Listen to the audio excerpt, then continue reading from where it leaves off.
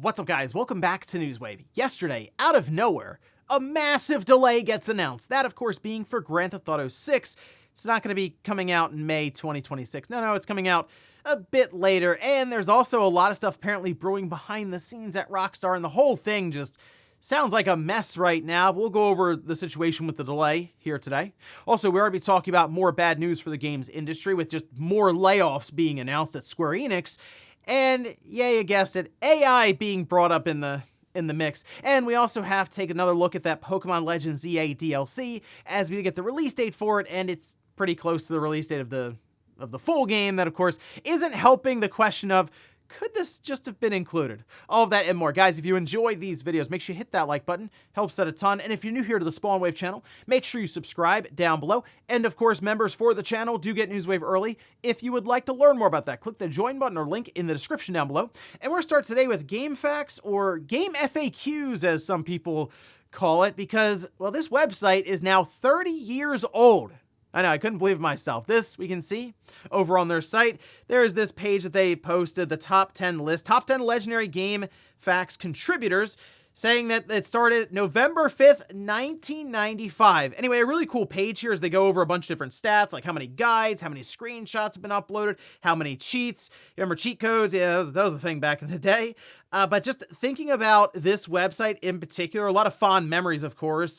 I'm thinking back even to the days, really people, I'm sure, Pokemon Red, Pokemon Blue and stuff, but even around that time, looking up guides for Super Nintendo games, that was a really big thing. Browsing, yes, the cheat code section, or really the maps that people would make. We didn't have YouTube videos or even really high resolution images. So the way that people would work around this is they would map the dungeon out themselves in the game, and they would use letters and numbers to draw I mean, it didn't look great now looking back on it, although there was a certain art form to it. But sometimes you would get the map of a bunch of Qs or 1s or 3s or something. You're like, I think this is where I am.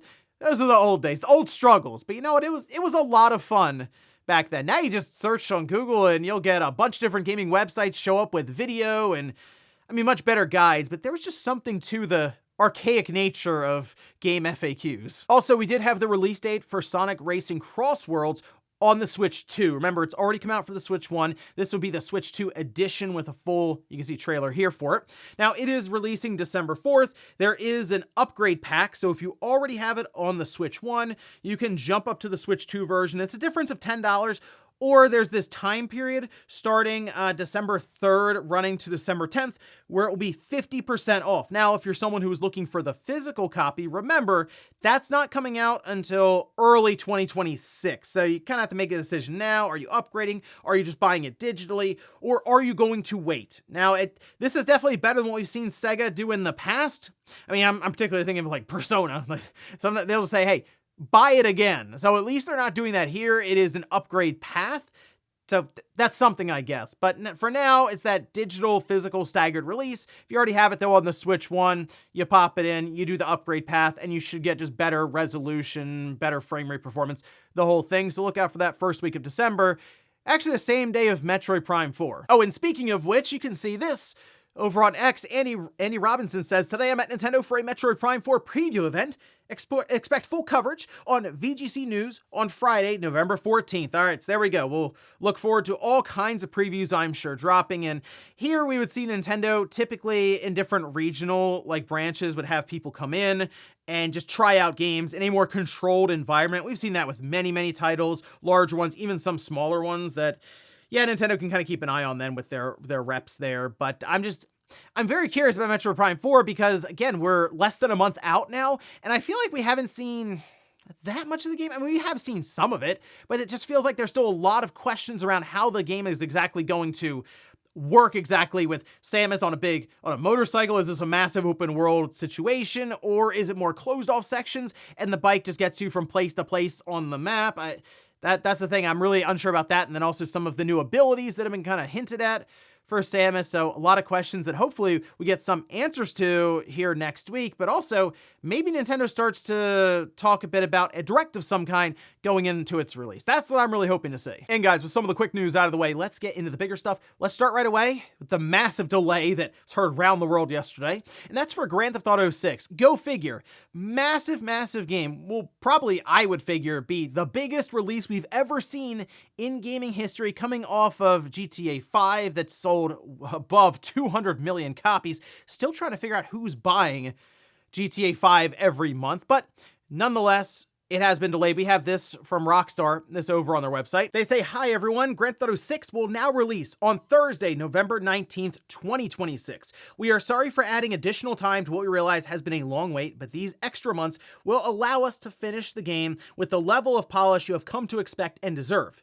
We want to thank you again for your patience and support. While the wait is a little longer, we are incredibly excited for players to experience the sprawling state of Leonida and a return to modern-day Vice City." So we're moving then from May 2026 to November 2026. While this is annoying for us, I'm sure it's really annoying for a bunch of publishers and studios and developers out there who are trying to plan around this massive, massive release. I mean, think about it this way. This could be right around the time of Pokémon Gen 10, as Call of Duty, maybe even that Halo campaign Evolve could be releasing around this time. So there's a lot of games that I'm sure looking at this like, oh, come on, really? We were setting this up to avoid it in May, and now it shows up here in November. We also have Take-Two CEO Strauss Zelnick talking with the game business about this delay, saying, "When we set a date, we really do believe in it. We said when we set the last date, if a game requires more polish to be the best possible version of itself, then we will give the game more time." And that's exactly what happened. We feel really good about this release date. It's in the same fiscal year. It happens to be a great release window, and naturally, we're really supportive of Rockstar's approach.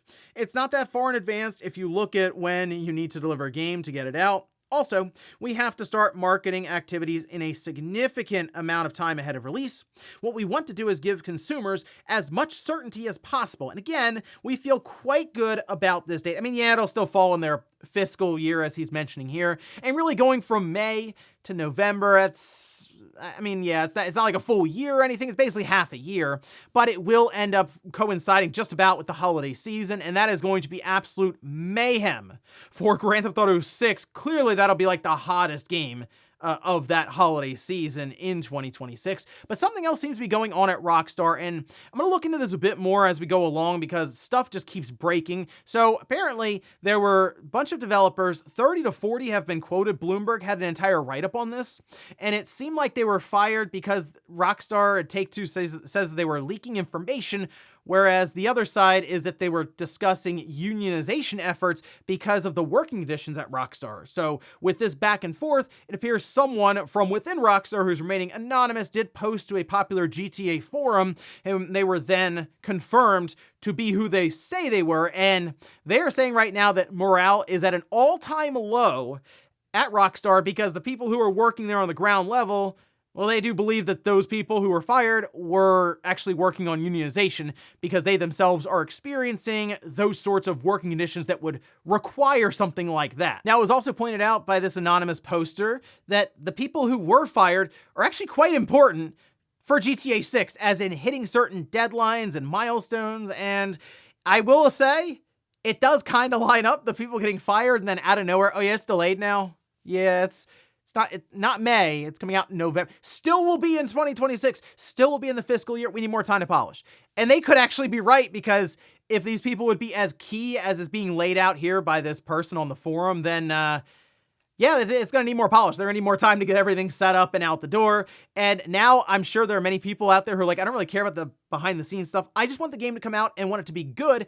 But if morale is low in a studio, it doesn't necessarily mean that the product is going to be better for it. So I'm going to keep looking into this. Again, there's a lot of stuff going back and forth around the situation behind the scenes, and something tells me more and more people are going to be looking into this and trying to dig up any kind of information they can. A lot of sources, I'm sure, could even be coming forward about this, so I'll keep an eye on this one. But for now, I guess look towards November 2026. Hard to believe that GTA 6 would come out 13 years after GTA 5, but here we are. Next up, let's talk about bad news for the games industry with Square Enix announcing a bunch of different layoffs. And here's the thing, we don't know the exact number of layoffs. There's some guessing going on here, but we can see this. This is over on VGC. It says in a video call to staff outside of its home country of Japan, including those based in Europe and America, Square Enix president Takashi Kiro said the company was implementing overseas structural reform to create a more lean and agile business abroad. Square Enix will be implementing a fundamental restructuring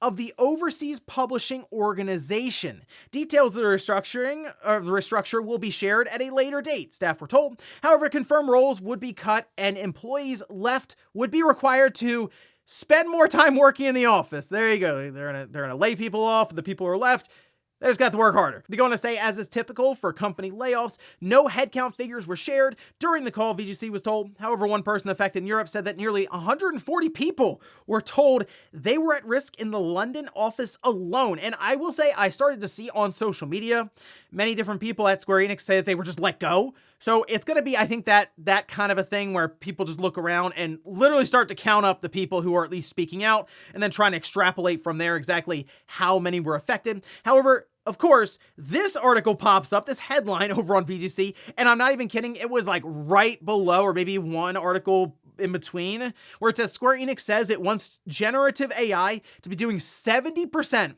of its QA and debugging by the end of 2027. Now, it's very important to note, okay? I just want to make sure people understand.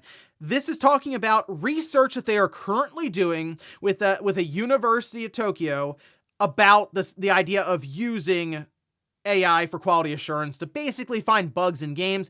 It's not, hey, we have this figured out and now we're laying people off. So these are technically not related.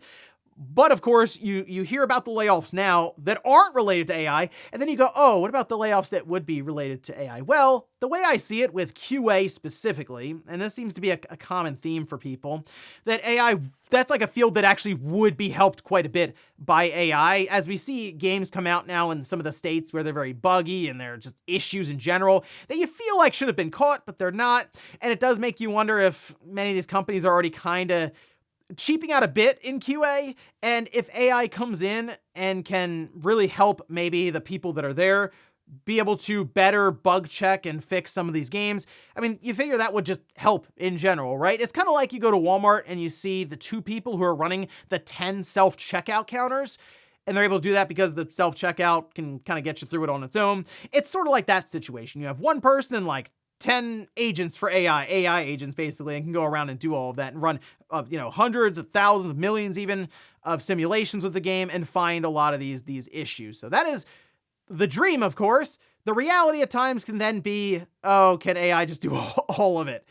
That's kind of where we are. It's hard to say, but Square Enix is the only one thinking about this. I'm telling you now, QA has been brought up a lot. It was brought up a while ago with AI being intertwined. Something tells me that's going to be the first thing that really gets filled in with AI. Will it eliminate all jobs? I don't know, but it should, I assume, help if implemented correctly. Next up, let's talk about Pokemon Legends ZA with the DLC now getting a release date. And well, we can see the trailer that was released. This is by the Pokemon Company and Nintendo.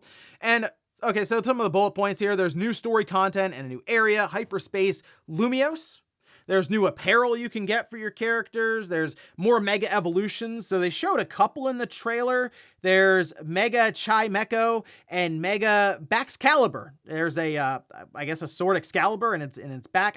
Guys, I told you, I've talked about Pokemon. I had like the Charizard shirt. That should tell you all you need to know about me then. It's like, oh yeah, in my mind, there's 250 Pokemon, and I look it up and it's like, how are there 1,000 Pokemon? So there you go. Anytime I see these new Pokemon, I go, man, I really am old. Anyway, the level cap has raised past 100. They showed like a level 170 Marowak or something in there. It's like, it's over for that person. Anyway, the release date is December 10th. So yeah, less than 2 months after the release of Pokemon Legends ZA, here comes the $30 DLC. And yeah, this is going to get that kind of a side look from most people. It's like, hold on a minute. Could this have just been in the game? And the answer is probably yes. I mean, look, here's the thing with DLC. There's always been this question, at least from my angle, is do I want DLC to come out much later, like a year later? And then I have to go back to the game and try to figure out how to play it again because it's been so long and I've played a bunch of other games since then. or would I rather the new content come out closer to release, like literally a month or two later? That is always like the give and take here. On one hand, I remember how to play the game. I'm still playing it now, so you can just kind of roll right into the DLC. But the other, you feel like maybe you're getting burned a bit here because it's $30 DLC, and yeah, it probably could have been in the full game as it is, and it most likely was just broken off content. They decided to work on a bit more and turn into an entire section of the game. So maybe it could have been a smaller part of the full game, and they decided to then work on it and build it up so that in their mind it's worth $30. We don't really know. Well, we haven't really played the DLC, so it's hard to say the value proposition there overall. And when it comes out, people, of course, will be able to review it and get a better gauge on where that falls. But for now, it's not necessarily a great look in terms of DLC being $30, the base game being $70, and then, I mean, after December 10th for the holidays, you want the whole thing? Yeah. It would be $100. And in our last bit of news, let's talk about another delay that was announced yesterday for a game that I feel like many people just kind of forgot existed. We can see this over on their official account. And that's for 1943 Rise of Hydra. Yeah, it's at Skydance Games. Our goal is to deliver unforgettable premium games that honor the characters and worlds we're fortunate to work with. Marvel 1943 Rise of Hydra is an ambitious project, and we are committed to ensuring it meets the level of quality that our team, players, and fans expect. So we've made the decision to shift our release window beyond early 2026. So here's the thing. This was already delayed, actually in May, so months ago now, right? And originally it was supposed to come out, I believe, at the end of this year. Oh, no, it was supposed to come out, I'm sorry, early 2026, as they're mentioning here. And now they've just pushed it beyond that, okay? So we don't have any kind of release window, release year, anything. There's like, yeah, it's coming out eventually. It's just not going to be early 2026. And the reason I think people are just forgetting about this game is because we really haven't seen much about it. I mean, we saw like a quick CG in-engine quote-unquote trailer just setting up, oh, Captain America, oh, okay, Black Panther, that's interesting. And it's Amy Hennig's studio with Skydance. So, I mean, with that alone, her name being attached, it's interesting. And then here's Marvel. Okay, what can we get out of this?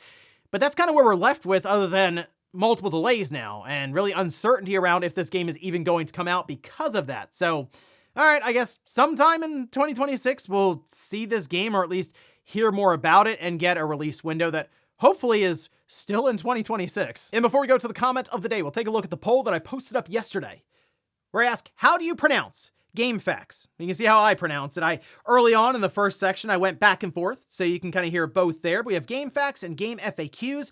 I do know back in the day, one of my friends did call it GameFAQs. So I do know that there were people that called it that. As I saw some of the comments, like, what? I don't think I've ever heard anyone say GameFAQs. And I just said GameFAQs because I was trying to think of the best way to kind of convey what I was getting at with the pronunciation. Some were saying facts with like FACKS or something. But either way, you get what I'm saying here.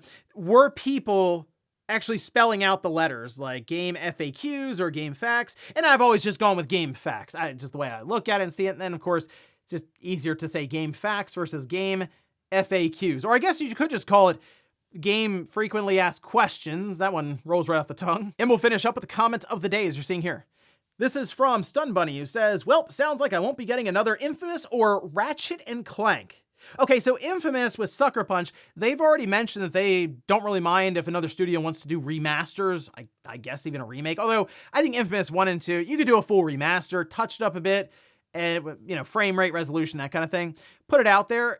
And I feel like it would still be a pretty enjoyable game. And the first one does need some help. It is quite crunchy on the base PS3. But nonetheless, I think that would make the most sense for Sony to do. So I think Infamous is still kind of on the table in that regard.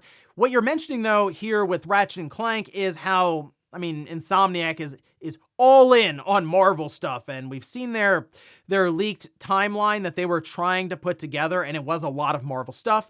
But they were also mentioning Ratchet and Clank. So I do think they would stick with something like a new Ratchet and Clank down the road, while they are being seen as the Marvel studio with Sony, and that is a very, very important role. I mean, think about the amount of money that Insomniac is sitting between then. You have Sony, and that also includes, think about the movies and stuff with Spider-Man, all the merchandise. So you have Sony on one side, Marvel on the other, a lot of pushing and pulling with Insomniac right there in the middle.